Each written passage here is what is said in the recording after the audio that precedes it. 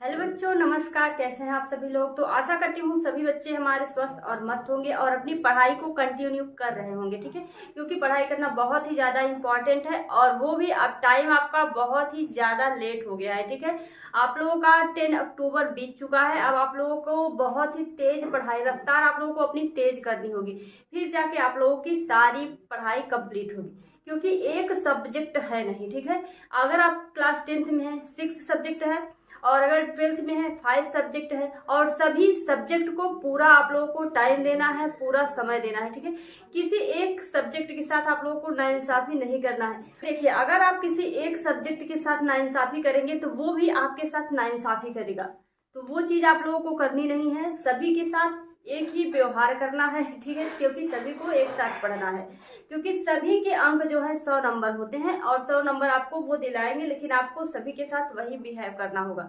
आप लोग क्या करते हैं कि हिंदी इंग्लिश को नहीं पढ़ते हैं, वो चीज मत करिए। ठीक है, तो आज का यह वीडियो पूरा हिंदी को लेकर है। ठीक है, हिंदी में आप लोगों को क्या क्या पढ़ना है। अभी मैंने देखा है कि बहुत सारे बच्चों के कमेंट आते हैं कि हिंदी में आधुनिक काल पढ़ना है, ये सब भक्ति काल और ये काल नहीं पढ़ना है। तो आज मैं सारा चीज क्लियर करूंगी आप लोगों को क्या पढ़ना है और क्या नहीं पढ़ना है। ठीक है, तो ये वीडियो सभी बच्चों के लिए जो क्लास 10th में है सभी के लिए बहुत ही ज्यादा इंपॉर्टेंट है। तो वीडियो को पूरा देखिएगा, तभी चीजें आपको समझ में आएगी। और आज का वीडियो देखने के बाद और किसी वीडियो को सिलेबस के लिए तो बिल्कुल मत देखिएगा, क्योंकि आज जो मैं आपको बता रही हूँ पूरा डिक्लेयर कर दे रही हूँ क्या क्या आपको लगेगा। और 2023 बोर्ड का कंप्लीट सिलेबस है। ठीक है, अब इसमें कोई चेंजिंग नहीं होगी, सिर्फ यही सिलेबस जो है वही है। ठीक है, तो चलिए वीडियो को शुरू करते हैं। सबसे पहला जो प्रश्न आएगा, ध्यान से सुनिएगा, पहला जो प्रश्न आएगा उसमें 5 खंडों में होगा। ठीक है, पहला प्रश्न प्रश्न 1। ठीक है, अब इसमें क ख ग घ, ठीक है, अंग। ठीक है, अब देखिए ये चीज भी किसी को समझ में नहीं आती है ठीक से, किसी भी बच्चे को ये चीज समझ में नहीं आती है कि ये कहाँ से आ रहा है। तो पहला प्रश्न जो आपको आएगा वह गद्य से आएगा। ठीक है, बहुविकल्पी प्रश्न 5 प्रश्न आएंगे जो कि गद्य से होंगे और एक एक नंबर के होंगे। ठीक है, आप लोगों का पेपर पैटर्न है थोड़ा सा चेंज हुआ है। 20 नंबर के आप लोगों को पहले ऑप्शनली करना होगा। ठीक है, 20 नंबर के क्वेश्चन ऑप्शनली करने होंगे, उसके बाद आप लोगों को बड़े बड़े प्रश्न जो होते हैं उसको करने होंगे। यहाँ पर आपने देखा ये आपके गद्य से है। ठीक है, गद्य से। अब गद्य में क्या सिलेबस है, शुक्ल और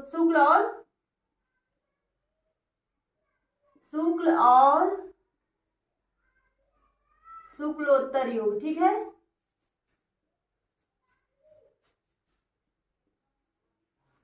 क्या हुआ, शुक्ल और शुक्लोत्तर युग। अब आपको इसमें कोई भी कंफ्यूजन नहीं लेना है, जो भी प्रश्न पूछे जाएंगे जो भी लेखक होंगे शुक्ल और शुक्लोत्तर युग के होने चाहिए। ठीक है, अब शुक्ल युग आपका किसे कहते हैं, आपका जो शुक्ल युग है छायावादी युग को शुक्ल युग कहते हैं। ठीक है, ध्यान से सुन लीजिएगा, शुक्ल युग छायावादी युग को कहते हैं और आपका शुक्लोत्तर युग जो है वो प्रगतिवादी युग है।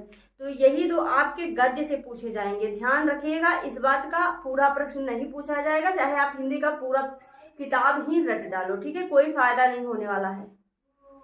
जब आप लोगों को ज्यादा क्वेश्चन नहीं पूछे जाएंगे उसमें से, तो पूरी हिंदी की किताब रटने से क्या फायदा है।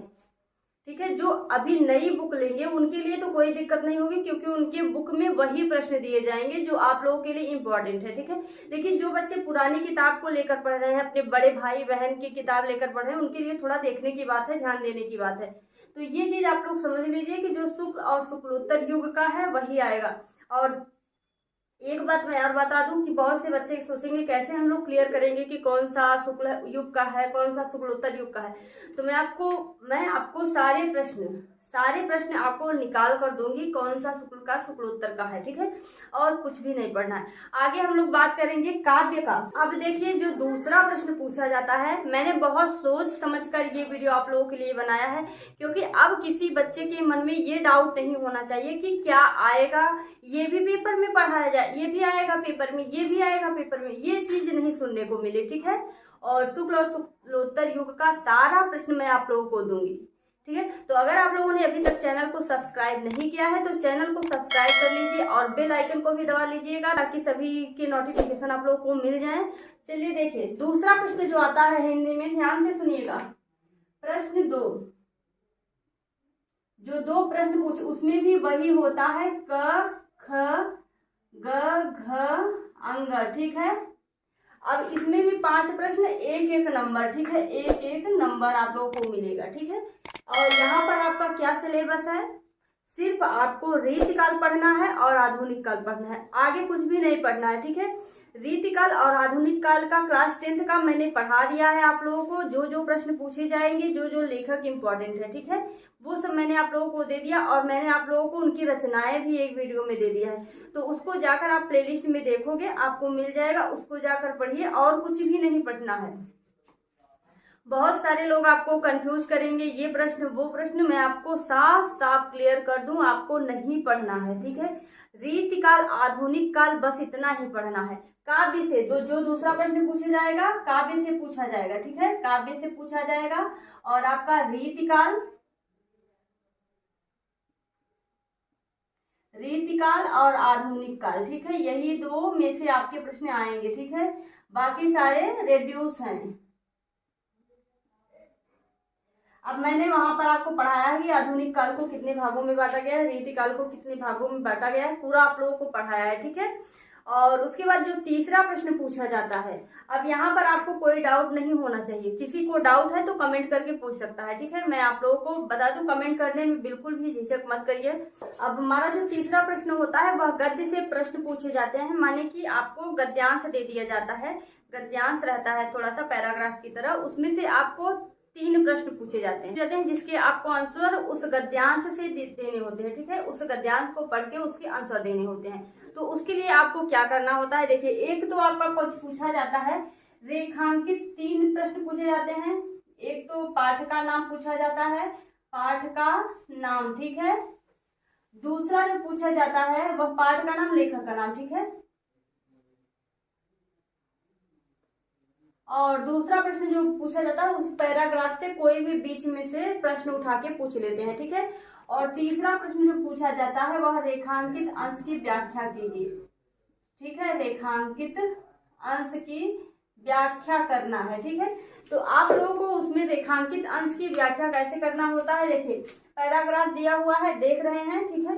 उसके बाद अंडरलाइन खींची रहेगी, अंडरलाइन इस तरह से उसके नीचे खींची रहेगी, उसी का आपको जितना अंडरलाइन खींचा गया है, अगर पूरे पैराग्राफ में अंडरलाइन खींचा हुआ है तो पूरे का आपको व्याख्या करना होगा। रेखांकित अंश की व्याख्या करना यानी जहां पर अंडरलाइन खींची हुई है उसी का आपको व्याख्या करके दिखाना है, ठीक है। तो इतना आप लोगों का क्लियर हुआ। ये जो है 6 नंबर के आप लोगों के क्वेश्चन पूछे जाते हैं, ठीक है। आगे हमारा जो चौथा प्रश्न आता है उसको देख लीजिए। चौथा प्रश्न आप लोगों का काव्य से आता है, ठीक है। काव्य से पैराग्राफ दे दिया जाएगा, उठाकर किसी भी पार्ट से दे दिया जाएगा, उसका आपको व्याख्या करना रहेगा, ठीक है। उसमें भी 5 प्रश्न होंगे, किसी में बोल देगा कि इस पैराग्राफ का जो है व्याख्या कीजिए, इस पद्यांश का व्याख्या कीजिए, तो आपको उस पद्यांश का व्याख्या करना रहेगा, ठीक है। और रेखांकित अंश की व्याख्या कहेगा, पाठ का नाम, लेखक का नाम कहेगा, और ठीक है। तो आप लोगों को ये चीज करना है इसमें काव्य में, ठीक है। ये भी आपका 6 नंबर का होगा। आगे आप लोगों को जो है जीवन परिचय पूछा जाएगा, जो आपका जीवन परिचय 3 नंबर का आता था वो अभी 5 नंबर का हो गया है, ठीक है। जीवन परिचय आप लोगों का बहुत कम नंबर मिलता था, 3 नंबर ही मिलता था, तो वो बढ़ के 5 नंबर हो गया है। तो 5 नंबर के लिए आपको 5 नंबर का काम करना पड़ेगा, यानी कि आपको थोड़ा सा जीवन परिचय अच्छे से लिखना होगा, ठीक है। जीवन परिचय में लेखक का जो इम्पोर्टेंट जीवन परिचय होता है, सबसे पहले डालेंगे जीवन परिचय। ये कॉपी है आप लोगों की, ठीक है, बोर्ड की कॉपी आयताकार में होती है। तो जयशंकर प्रसाद का मान लीजिए लिख रहे हैं तो बीच में ऐसे होना चाहिए, जयशंकर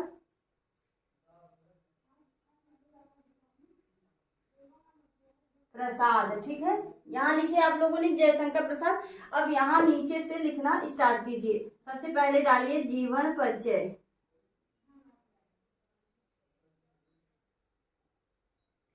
जीवन परिचय आप लोगों ने डाल दिया। अब यहाँ से लिखना स्टार्ट कीजिए, ठीक है। उसके बाद थोड़ा सा उनके जीवन के बारे में लिखिए, उनके माता पिता का नाम लिखिए। सारा चीज लिखने के बाद आपको यहाँ पर उनकी कृतियां लिखनी है, ठीक है। हेडिंग डालनी है कृतियां, भाषा शैली, ठीक है, भाषा शैली, ठीक है। और हो सके तो उनका साहित्य में स्थान अगर आपको कुछ पता है, नहीं भी पता रहता है फिर भी आप यहाँ पर एक ट्रिक भी लगा सकते हैं, लेकिन उसको मैं आपको अगले वीडियो में बताऊंगी। यहाँ पर आपको जीवन परिचय में अगर आपको कुछ भी नहीं याद है तो आप कौन सी ट्रिक का इस्तेमाल कर सकते हैं, ठीक है। तो ध्यान से देखिए, यहाँ पर भाषा शैली लिखने के बाद एक हेडिंग आप लोग और भी डाल सकते हो, साहित्य में स्थान या फिर योगदान, ठीक है, साहित्य में उनका स्थान, ठीक है। ये चीज क्लियर हुआ आप लोगों का। बहुत ही अच्छी राइटिंग में साफ साफ सुथरा लिखिएगा, ठीक है, साफ सुथरा लिखिएगा ताकि एग्जामिनर देखने के बाद अच्छा नंबर दे। अगला जो क्वेश्चन होता है आप लोगों का गद्य और पद्य, ठीक है, गद्य और पद्य से दोनों से पूछा जाता है जीवन परिचय, ठीक है। तो जीवन परिचय दोनों का लिखने के बाद आपको 10 नंबर मिलेगा, ठीक है। तो ये भी बिल्कुल हार्ड नहीं है, सारी चीज मैं आप लोगों को अब लगातार कराने वाली हूँ क्योंकि टाइम नहीं बचा है।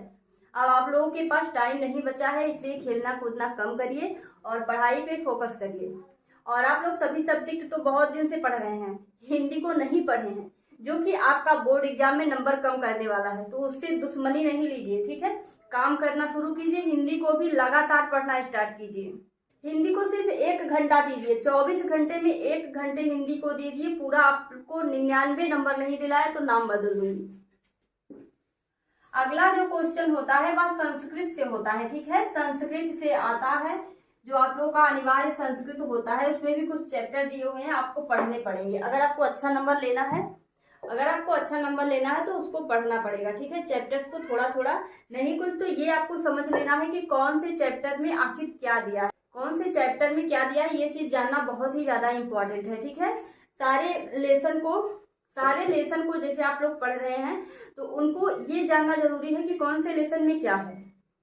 जैसे देखिए गद्य में ही देख लीजिए, आपका मित्रता पाठ है, मित्रता पाठ को थोड़ा सा पढ़ लीजिए कि उसमें क्या दिया हुआ है, सारांश पढ़ लीजिए, सारांश समझ जाएंगे, पूरा व्याख्या आप कर लेंगे। ये पाठ को पढ़ना, थोड़ा बहुत ट्रिक लगाने के लिए भी आपका थोड़ा बहुत किसी चीज का नॉलेज होना जरूरी है। ऐसे ही कई लोग बता देते हैं कि ट्रिक, अगर आप कुछ भी नहीं पढ़े हैं तो लेकिन थोड़ा बहुत तो आना जरूरी है। कैसे लिखा जाता है आपको यही नहीं पता है तो कैसे लिखोगे, ठीक है। तो ये सब चीज जानना जरूरी है, इम्पोर्टेंट है, तो ये ध्यान रखिएगा। थोड़ा सा पढ़ाई में ध्यान लगा दीजिए। बहुत समय आप लोगों ने खेलने में कूदने में, शादी में, त्योहार में गंवा दिए हैं। अभी आप लोग पढ़ाई पर फोकस करो। अगला जो क्वेश्चन होता है संस्कृत से होता है, ठीक है, संस्कृत से होता है, जिसमें आपको श्लोक याद करना है। क्या याद करना है? श्लोक। आपको श्लोक एक लिखना रहता है जिसको कि आपके वो पेपर में नहीं दिया हो, उस श्लोक को आप लोगों को लिखना है जो आपके पेपर में नहीं दिया हो, ठीक है, आपके पेपर में नहीं दिया होना चाहिए। इसीलिए कम से कम 2 श्लोक तो याद होना जरूरी है, ठीक है।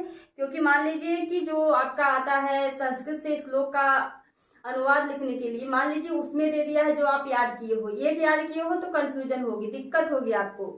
तो इसलिए 2 श्लोक याद करो ताकि एक अगर आपके पेपर में आता है तो दूसरा आप लोग लिख दो, ठीक है। उसके लिए भी आपको अच्छे खासे नंबर मिल रहे हैं। और तीसरा, अगला जो प्रश्न हमारा होता है 6वें प्रश्न में ही ये ख है, ये क है और दूसरा ख है, ठीक है। तो ख में आपका क्या दिया होता है? एक तो गद्य का जो है संस्कृत में अनुवाद करने के लिए संस्कृत का कुछ पैराग्राफ दिया जाएगा, उसका आपको संदर्भ और अनुवाद करना रहेगा, ठीक है। संदर्भ हेडिंग डालेंगे, पाठ का नाम लिखेंगे और उसके बाद अनुवाद हेडिंग डालेंगे, इसको आप लोग लिखेंगे, ठीक है। कहीं भी कोई दिक्कत होगी तो कमेंट करेंगे कि यहाँ पर कैसे होगा, ये कैसे होगा, ठीक है। कोई दिक्कत नहीं होगी, आप लोग पूछ सकते हैं सब चीज, ठीक है। अगला क्वेश्चन व्याकरण से आता है, ठीक है, यानी कि काव्य सौंदर्य से। काव्य सौंदर्य से जो क्वेश्चन पूछे जाते हैं उसको आप लोग देख लीजिए। क्या पूछा जाता है? रस, ठीक है, रस, छंद, अलंकार, ठीक है, रस, छंद, अलंकार पूछे जाते हैं। अब इसमें देखिए, रस आप लोगों को सिर्फ 2 पढ़ना है, सिर्फ 2 रस पढ़ने हैं आप लोगों को। एक करुण रस पढ़ना है, दूसरा हास्य रस, ठीक है। 2 ही रस आप लोगों को क्लास 10th में 2 ही रस दिए गए हैं, तो करुण रस अथवा हास्य रस, यही 2 रस पढ़ना है। और आपको यहाँ पर छंद में रोला और सोरठा पढ़ना है, ठीक है, सिर्फ रोला और सोरठा। उसके बारे में नॉलेज लेनी है कि कैसे रोला का परिभाषा है, कैसे एग्जाम्पल है, सिर्फ परिभाषा और एग्जाम्पल, ठीक है, और कुछ भी नहीं। और उसके बाद अलंकार में आपका अर्थालंकार पढ़ना है, ठीक है। शब्दालंकार और अर्थालंकार 2 अलंकार होते हैं, जिसमें कि आपको अर्थालंकार पढ़ना है। उसमें भी अर्थालंकार में 3 अलंकार, उपमा, रूपक, उत्प्रेक्षा, ठीक है। उपमा, रूपक, उत्प्रेक्षा, ये 3 अलंकार इसमें पढ़ने हैं, ठीक है। तो अगला क्वेश्चन जो है हिंदी व्याकरण से है। अब उसमें क्या क्या है, 5 है, ठीक है। हिंदी व्याकरण से क, ख, ग, घ, अंग, ठीक है। यहाँ पर कितने हैं, 5 प्रश्न आएंगे आपके 8 क्वेश्चन नंबर 8 से, ठीक है। हिंदी व्याकरण से 8 प्रश्न पूछे जाएंगे 8वें प्रश्न में।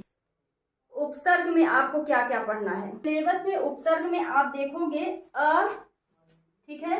यहाँ देखिए अ, अन,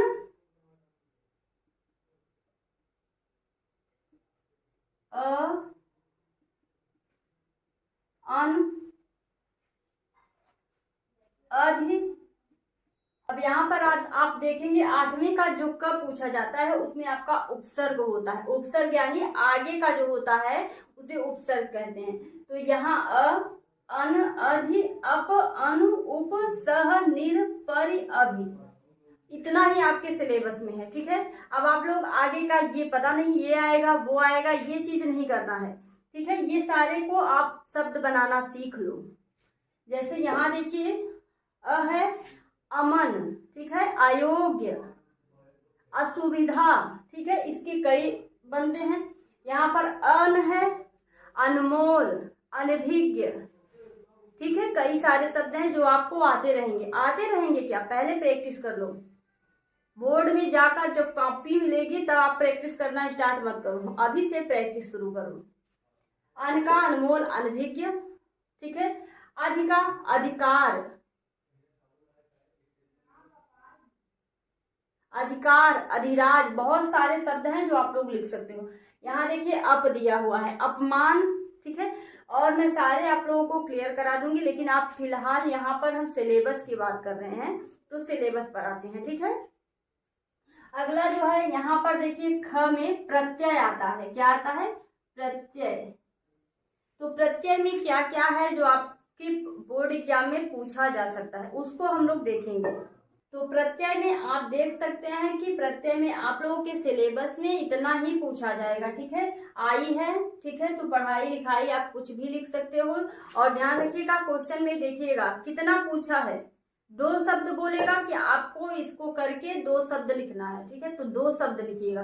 3 शब्द पूछा जाएगा तो 3 शब्द लिखिएगा, 1 पूछा जाए तो 1 लिखिएगा, ठीक है। एक्स्ट्रा नहीं लिखना है, एक्स्ट्रा से कोई नंबर नहीं मिलेगा, तो हम फालतू में क्यों अपना पेन खर्चा करें और कॉपी खर्च करें, ठीक है। आई का पढ़ाई लिखाई जो भी आता रहे। तो का महत्व, कवित्व, बहुत सारे शब्द हैं। ता का ममता, ठीक है, सरिता, ललिता, बबीता, जो भी आपको सही लगे लिख लीजिएगा। पन का, तो ये भी आपको अच्छे से एक कॉपी में, मैंने आप लोगों को कई बार बताया कि आप लोग हर एक सब्जेक्ट का नोट्स बना लो, ठीक है, और नोट्स में लिखना स्टार्ट करो क्या क्या आपका आएगा, क्या क्या आपको, जैसे इसको लिखे हैं तो पूरा लिख लीजिए कि इसका क्या क्या है, ताकि आपको जो एग्जाम जब आ जाए, यानी कि आपको दिसंबर महीना से जनवरी महीना से आप लोगों को ये टेंशन ही ना रहे कि हमें ये पढ़ना है, क्या पढ़ना है, क्या नहीं पढ़ना है। जो आप लोग इम्पोर्टेंट क्वेश्चन नोट्स बनाओगे उसमें आप लोगों को बस वही देखिए, ठीक है, बिना किसी संदेह के उसको देखिए और जाकर पेपर देकर आइए। 100% गारंटी है कि आप लोग अच्छे नंबर गेन करके आओगे। ग में आपका समास पूछा जाता है। आप लोगों के सिलेबस में अभी सिर्फ द्विगु समास है, ठीक है, क्या है, द्विगु समास, सिर्फ यही, कुछ भी नहीं पहचानना है, ठीक है। आपका सिर्फ द्विगु समास है, उसी से जो प्रश्न पूछा जाएगा वही आपको बताना है, ठीक है। अगला जो है तत्सम शब्द पूछा जाएगा, ठीक है। तत्सम में कोई क्राइटेरिया निश्चित नहीं किया गया है कि यही शब्द पूछे जाएंगे। जो इम्पोर्टेंट है वो मैं आप लोगों को करा दूंगी, ठीक है, लेकिन क्लास रेगुलर लेंगे तभी कुछ हो पाएगा, ठीक है, क्योंकि अब समय नहीं बचा है कि अभी नहीं बाद में, अभी नहीं बाद में, अब अभी के अभी, जस्ट अभी, ठीक है। उसके बाद यहाँ पर पर्यायवाची, ठीक है, पर्यायवाची आता है, यहाँ पर कुछ पर्यायवाची मैं आपको बता दूंगी जो इम्पोर्टेंट है, जो बोर्ड में पूछे जाते हैं हर साल, इस साल भी पूछा जाएगा, ठीक है। वो मैं आप लोगों को बता दूंगी, जिसको आप लोग याद कर लीजिए। अब देखिए नवा प्रश्न जो आता है उसको देखिए, उसमें क्या क्या रहता है। ये आपका संस्कृत व्याकरण से आता है, ठीक है, संस्कृत व्याकरण। यहाँ पर आपको संधि करना है, ठीक है। क में संधि पूछा जाएगा, संधि में सिर्फ यण पढ़ना है, ठीक है, यण। बहुत सिलेबस कम कर दिया गया है, आप लोगों को बहुत ज्यादा सिलेबस नहीं दिया गया है, जितना हो सका है आप लोगों को कम पढ़ने के लिए यूपीएसपी ने आप लोगों को बहुत ही कम सिलेबस कर दिया है। तो आप लोग अच्छे से पढ़ो, अच्छा नंबर गेन करो। ये मौका चला गया, दोबारा नहीं आएगा, ठीक है। आप खेलोगे, कोई खेल खेल रहे हो उसको बाद में भी कर सकते हो, लेकिन आप 10th में पढ़ रहे हो, दोबारा 10th में जाओगे? नहीं जाओगे, ठीक है। तो इसलिए आप लोग अच्छे से पढ़ो, अच्छा नंबर गेन करो, ताकि आपके मम्मी पापा भी खुश हो और मैं भी खुश हूँ और आप भी खुश हो। ख में देखिए धातु रूप शब्द रूप पूछा जाता है, ठीक है, शब्द रूप में पूछा जाएगा नदी, मधु और फलमती, ठीक है, नदी और मधु और फलमती आपका शब्द रूप में पूछा जाएगा, ठीक है। तो इसको भी मैं आपको करा दूंगी कैसे आप लोगों को करना है अच्छे से, ठीक है। इसमें आप लोग 2 का याद कर लोगे हो जाएगा, ठीक है, 2 का याद कर लोगे हो जाएगा। अगला देखो ग में क्या आता है, धातु रूप। यहाँ पर क्या आता है, धातु रूप, ठीक है। अब धातु रूप में क्या क्या है, यहाँ पर आपको सिर्फ पठ और हंस, ठीक है, लट, लिट और लंग और अगला आपका लोट होता है, ठीक है। ये आपके सिलेबस में है, इसको आपको पढ़ना है। अब मैंने ये बता दिया, आप लोग अगर नोट्स बना रहे हो तो उसमें नोट्स आराम से लिखिएगा। आपका जो गद्यांश पद्यांश होता है उसमें से जो इम्पोर्टेंट गद्यांश है, जो इम्पोर्टेंट पद्यांश है, सभी पद्यांश गद्यांश पढ़ा चुकी हूँ, जिसको पढ़ना है वहां से जाकर पढ़े। लेकिन जो बोर्ड के लिए सिर्फ बोर्ड बेस्ड तैयारी करना चाहते हैं उनके लिए इम्पोर्टेंट गद्यांश पद्यांश मैं देने वाली हूँ, तो आप लोग उसको देखिएगा, अब उसको पढ़िए, ठीक है। आप लोगों को जिसको पढ़ना था शुरुआत से वो पढ़ चुके हैं, ठीक है, वो बच्चे पढ़ चुके हैं उसको पूरा का पूरा, लेकिन अब जिसको पढ़ना है उसको पूरा नहीं पढ़ना है। जो इम्पोर्टेंट है, जो 2023 बोर्ड में पूछा जाएगा उसको देखना है, ठीक है। आपको क्या करना है, निबंध करना है, ठीक है, निबंध। 10वां प्रश्न जो है निबंध से है, 10वां प्रश्न निबंध से है, जिसको आप लोगों को 10वां प्रश्न निबंध से है, जिसको आप लोगों को करना है, अच्छे से करना है, ठीक है। निबंध भी आपका ज्यादा नंबर का होता है, जिसमें आपको कई सारे हेडिंग्स होते हैं, पर्यावरण प्रदूषण, कई सारे जो निबंध दिए जाते हैं उनको आपको देख के करना है। और हेडिंग में प्रस्तावना आपका कंपलसरी होता है, ठीक है, प्रस्तावना। बीच में जो हेडिंग्स डाली जाती हैं उनको आपको ध्यान से देखना है, क्या है, लाभ हानि जैसे भी निबंध होंगे, ठीक है, उसको मैं आपको बता दूंगी कैसे आपको करना है। और प्रस्तावना और लास्ट में उपसंहार, ये इम्पोर्टेंट है, ठीक है, इसको ध्यान रखिएगा। चलिए अगला जो हमारा 11वां क्वेश्चन है उसको देखिए। 11वें क्वेश्चन में हमें क्या करना है, खंड काव्य करना है, ठीक है, खंड काव्य करना है। यहाँ पर आपको सिर्फ एक प्रश्न करना होता है, ठीक है, एक प्रश्न दिया, 2 प्रश्न दिया रहेगा, उसमें से एक प्रश्न करना है। और खंड काव्य बहुत सारे दिए रहेंगे, खंड काव्य बहुत सारे दिए रहेंगे, लेकिन आपको सिर्फ एक करना है और आपको अपने जिला के अनुसार करना है। कई बार मैंने बताया है, फिर से बता देती हूँ कि आपको जिला के अनुसार, अपने घर के जिला को नहीं देखना है, ठीक है। कॉलेज आपका किस जिला में है इस चीज को देखना है, उस हिसाब से आपको खंड काव्य करना है, ठीक है। खंड काव्य को आप अपने सर से जाओ, जिस कॉलेज में आपका एडमिशन हुआ है वहां पर जाओ, पूछ लो कि इस कॉलेज में कौन सा खंड काव्य चलता है, क्योंकि बहुत सारे बच्चे को पता नहीं होता है कि कौन सा खंड, और कंफ्यूजन में वो दूसरा खंड काव्य पढ़ के जाता है। वहां पे पूरा लिख कर भी अच्छे से तैयारी किया है, पूरा लिख कर भी आएगा, लेकिन नंबर नहीं दिए जाएंगे।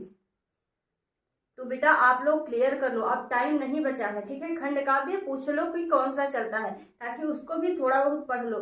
7 सर्ग होते हैं खंड काव्य में, जो भी जिसके में जो भी सर्ग हो, तो कौन से सर्ग में क्या दिया हुआ है, कहाँ का माहौल बना हुआ है, वो चीज आप लोग जाके देखो, ठीक है। खंड काव्य भी पढ़ना, क्योंकि हमें हर एक नंबर, एक एक नंबर को पाने की कोशिश करना है, ठीक है। तब जाके हमारे 99, 95, 90 ये सब नंबर आने हैं। तो आपको अच्छे से हर एक नंबर को लेने का प्रयास करना होगा।